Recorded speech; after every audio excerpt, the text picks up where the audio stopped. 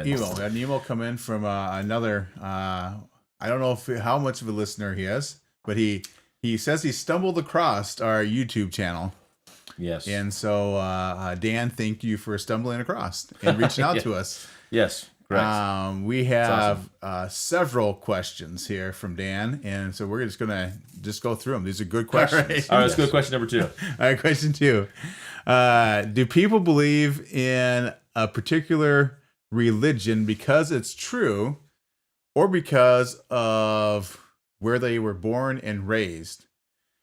And he gives us a religious heat map to clarify his question. Basically, we got a map, and it's got these colors all over, and it's covered up. Each color represents a different religion, and it's they're very regional based on where you're born and what you believe. Right? So first, I just want to clear up the question a little bit. But I think there's a little bit of a problem with the question, just a little bit of a misnomer. If someone believes in something, by definition, they think it's true. If they think something is true, by definition, they believe it. Sure. So do people believe in a particular religion because it's true? Well, in their minds, if they believe it, they think it's true. Sure. So they may not be 100% convinced of it, but they're at least believing it by default because they haven't heard anything better. There's some people that they believe something up until the moment that it's challenged. And so there's that can be a real factor, and I think it does play a lot in factor. I mean, you look at why are certain places gravitating towards certain faith systems. Sadly, sometimes it's by force. There's a lot of tyrannical stuff going on there.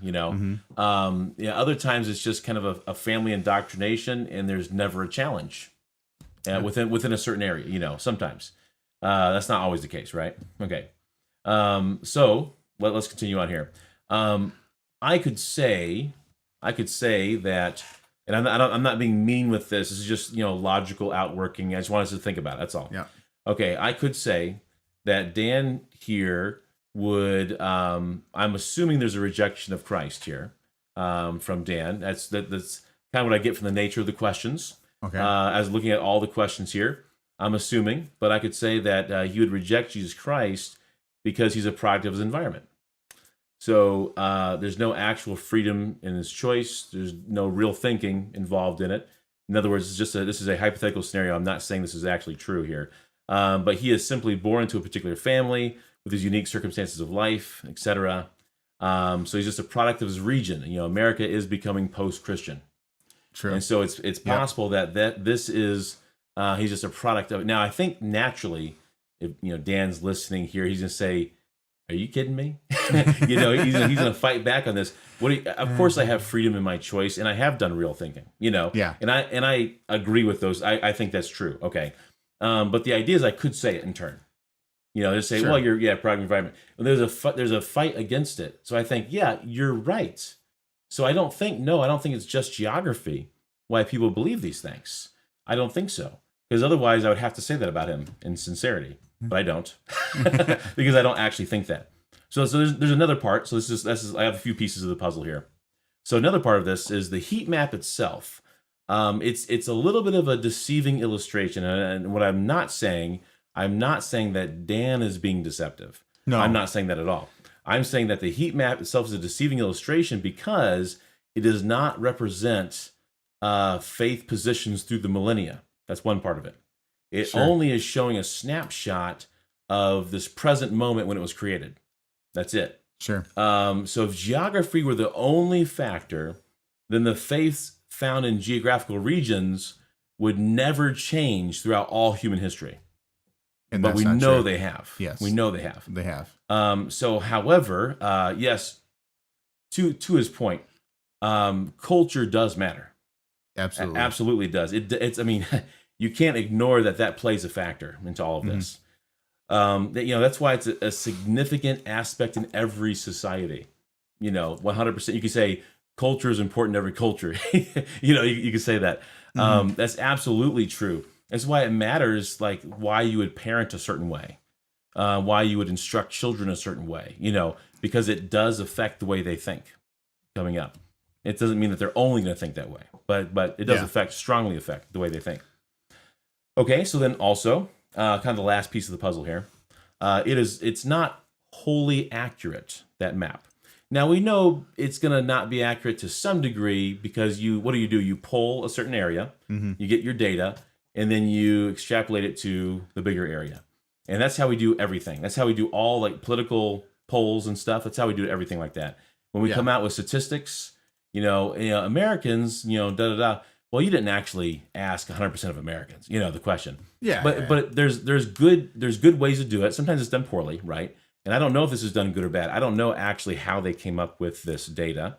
But I don't think it's too far off in that sense. No, when you look at it, it's reasonable. Not in that sense. But I do challenge this. There are underground churches everywhere. Yeah. Everywhere.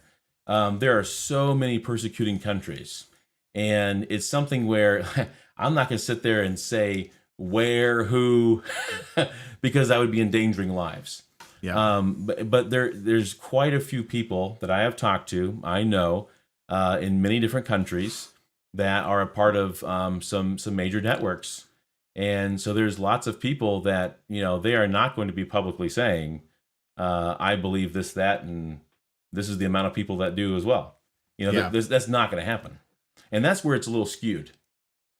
And then there's also, there's certain faith groups, and, it's within Islam, it's within Hinduism and some other places where there's a lot of fear, and they outwardly say, I believe these things. And it could be fear of just loss of family connection. It could be fear of actual physical harm, things like that. And they kind of go along with the flow. Sure. And not saying that they would be Christians or something, but I'm just saying that they're not with the program wholly. And that's just a couple of the groups that are like that. And they're not like that everywhere either. There's a lot of people throughout the world. Pick your religion there's that religion in name only. Yes, right? Even among Christians. Yeah. Yes, absolutely. It's just the way it is. And so there's a lot of insincere followers, which is kind of back to, your culture and region and family and things. So right, yeah. And by the way, just to reemphasize, I do think these are great questions. Yeah, these are question. very, very good questions, and I've heard these before, just showing how important it is. Which is why we're doing an episode. That's why we're doing it. Yep. Yeah. Because I know it's not just Dan. There's so many other people that have these kind of questions. Yes. Yeah. It's very good. Okay. So I think there's just some chinks in the armor kind of thing, but I appreciate the question because it is a good observation. And so then the idea is, well, then how do we consider that? Sure. So I think there's multiple ways, but